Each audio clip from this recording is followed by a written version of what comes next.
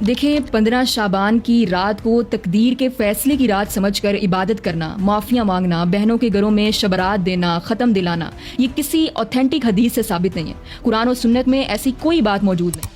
دوستوں، کیا شب برات منانا صحیح ہے؟ اب کچھ لوگ اعتراض کرتے ہیں کہ یہ رات تو ثابت ہی نہیں ہے، پر ایسا بالکل بھی نہیں ہے۔ شب برات حدیث سے ثابت ہے۔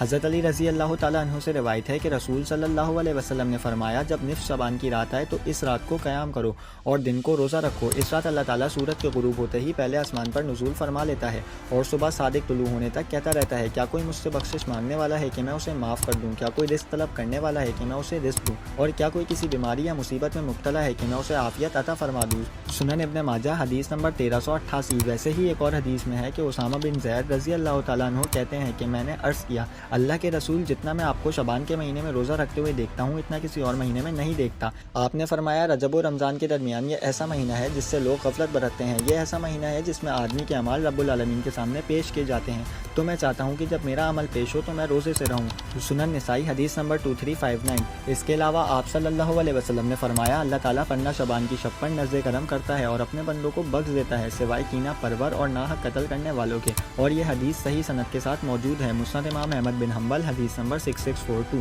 ایک اور حدیث میں حضرت ابوبکر صدیق رضی اللہ تعالیٰ عنہ روایت کرتے ہیں کہ حضور صلی اللہ علیہ وسلم نے فرمایا، شعبان کی رات آتی ہے، اللہ آسمان اول میں استوا کرتا ہے اور اپنے بندوں کی مغفرت کرتا ہے۔ کتاب السنہ جلد اول صفحہ نمبر 222 حدیث نمبر 509۔ اور حضرت عبداللہ ابن عمر رضی اللہ تعالیٰ عنہ سے روایت ہے کہ آپ صلی اللہ علیہ وسلم نے فرمایا، 5 راتیں ایسی ہیں جن میں دعا رد نہیں ہوتی، اور وہ جمعے کی رات، رجب کی پہلی رات، شعبان کی 15ویں رات اور عیدین کی دونوں راتیں ہیں۔ کتاب مصنف عبد الرزاق جلد 4 صفحہ نمبر 317 حدیث نمبر 7927۔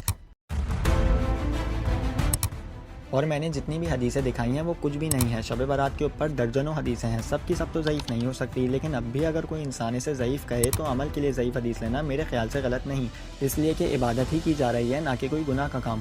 اور یہ لوگ مسلمانوں کو شیطان کی طرح نماز روزے سے دور کرتے ہیں۔ شب برات میں آخر ہوتا ہی کیا ہے؟ لوگ رات بھر عبادت کرتے ہیں، روزہ رکھتے ہیں، تو اس میں بھی دلیل کی آخر کیا ہی ضرورت؟ اب بات کرتے ہیں حلوہ یا میٹھا بنانے کی۔ تو شب برات کی فضیلت پر جتنی حدیث ملتی ہیں اس میں تقریباً کسی حدیث میں حلوہ بنانا، کھانا پکانا یا تقسیم کرنا ثابت نہیں، اس لیے اگر حلوہ بنانا عبادت یا ثواب کا خاص طریقہ سمجھا جائے تو یہ بدعت کے زمرے میں آ سکتا ہے، لیکن اگر آپ بنا یہ عقیدہ رکھے کہ یہ دین کا حصہ یا سنت ہے تو جائز ہے، اس لیے کہ اسلام میں کھانا کھلانا صدقہ ہے، جیسا کہ حدیث میں آیا ہے کہ ایک دن ایک آدمی نبی کریم صلی اللہ علیہ وسلم سے پوچھتا ہے کہ کون سا اسلام بہتر ہے، تو آپ نے فرمایا کہ تم کھانا کھلاؤ اور جس کو پہچانو اس کو بھی اور جس کو نہ پہچانو اس کو بھی۔ صحیح بخاری حدیث نمبر 12۔ دوستو، اس طرح کی مزید ویڈیو کے لیے مجھے فالو اور سبسکرائب کریں۔